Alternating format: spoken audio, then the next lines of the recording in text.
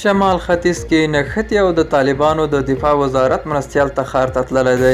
په سلامونو مو هرکلی کوم، زموږ یوټیوب چینل ته په خیر راغلی. که غواړئ په بشپړه توګه معلومات ترلاسه کړئ نو ویډیو راسره تر پایه وګورئ.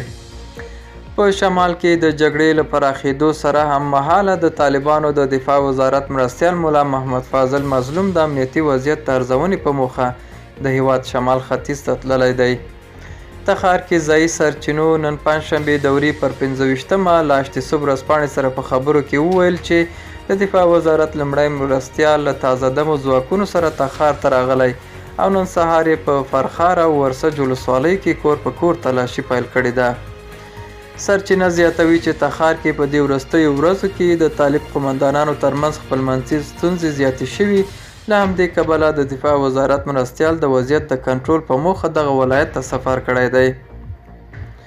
د یادونې وړ ده چې له څو ورځو راهیسې د تخار چایاب ولسوالۍ کې د 3 طالب قومندانانو ترمنځ خپلمنځي راښکته روانه ده او تر اوسه 8 کسان وژل شوي دي. دا و زموږ نننۍ چمتو شوې ویډیو. تر بیا ښه وخت، ښې چارې.